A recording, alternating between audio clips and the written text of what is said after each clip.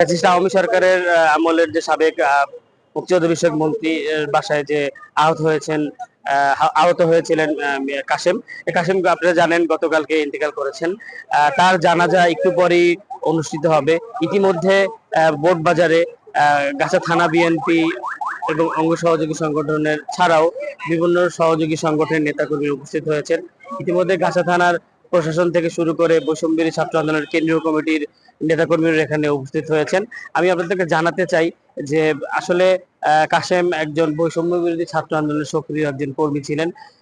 ছাত্র জনতার গণ অভ্যুত্থানের সময় কাশেমের ভূমিকা অপরিসীম ছিল। এছাড়া অনেকে আমাকে জানিয়েছেন যে কাশেমের পরিবারের একমাত্র বোন ছাড়া তার আর কেউ নেই। এখন সেই বোনের ভবিষ্যৎ অন্ধকারের পথে। ইতিমধ্যে আমি আপনাদের একটু পরে কথা বলার চেষ্টা করব। এখানে যারা উপস্থিত হয়েছেন, গাছা থানা বিএনপির সাধারণ সম্পাদক কামাল উদ্দিন, এছাড়া উপস্থিত হয়েছেন গাছা থানা যুব দলের সদস্য সচিব রিপন, এছাড়াও এখানে আরো উপস্থিত হয়েছেন গাছা থানা যে অফিসার ইনচার্জ আলী মোহাম্মদ রাশেদ। তাদের সাথে আমি একটু পরে কথা বলার চেষ্টা করব।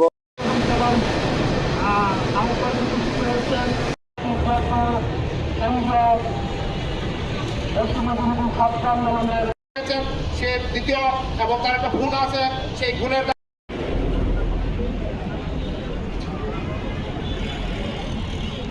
বৈষম্য বিরোধী ছাত্র আন্দোলনের নেতা আবুল কাশেম মীর হত্যাকাণ্ডের প্রতিবাদে গাজীপুর মহানগরীর রাজবাড়িতে একটি জানাজা হয়েছে। আজকে তার নিজ বাসভবন কোটবাজারও জানাজা হচ্ছে। ফেসিবাদের পতনের পর থেকেই ফেসিবাদের দোসররা বিভিন্ন ভাবে যারা এই ফেসিবাদের নায়ক, ফেসিবাদ পতনের যারা নায়ক, সেই নায়কদেরকে বিভিন্ন ভাবে বিতর্কিত এবং তাদেরকে রুখে দেওয়ার জন্য ষড়যন্ত্র চক্রান্ত করে যাচ্ছে।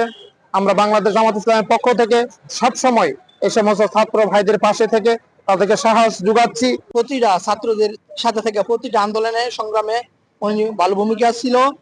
এই স্বৈরাচারী শেখ হাসিনার পেশাদার খুনিরা আমার এই ছোট ভাইকে নির্মমভাবে যেভাবে খুন করেছে, হত্যা করেছে, আমরা এটার প্রতিবাদ এবং নিন্দা জানাই এবং দ্রুত আসামিদেরকে আওতার মাঝে এনে ওদেরকে যার ফাঁসি কার্যকর করা হয়। ইনশাল্লাহ আমরাও গাছা থানা বিএনপির পক্ষ থেকে তার পরিবারকে যাতে সুন্দরভাবে তারা জীবনযাপন করতে পারে সেদিকে আমরা দৃষ্টি নিয়ে আমরা পরিবারের সাথে ইতিমধ্যে আমাদের কথা হয়েছে এবং আমরা তার পরিবার যাতে তার বোন লেখাপড়া এবং পরিবার যাতে সুন্দরভাবে চলতে পারে সেই দিকে আমরা ব্যবস্থা নেব।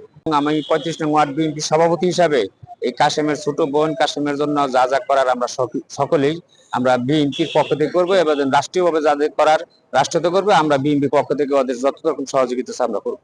একটা নাগরিক থাকবে নিরাপদে, শান্তিতে।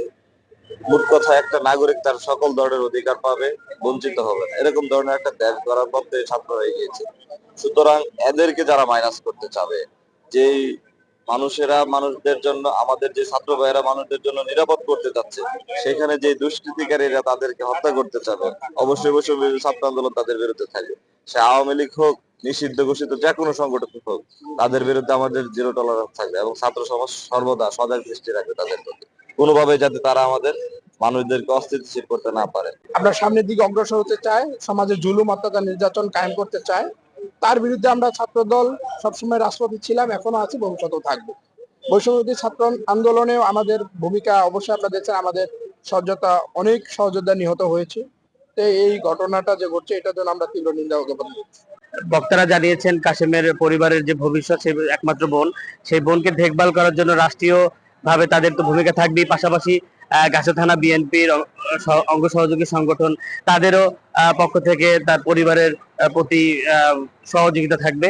এছাড়া আমাকে বৈষম্যবিরোধী ছাত্র আন্দোলনের নেতাকর্মীরা জানিয়েছেন ছাত্রদের পক্ষ থেকে, বিশেষ করে উপদেষ্টা মন্ডলীর পক্ষ থেকে শহীদ কাশেমের পরিবারের সব ধরনের সহযোগিতা সরকার এবং ছাত্রদের পক্ষ থেকে বলবৎ থাকবে।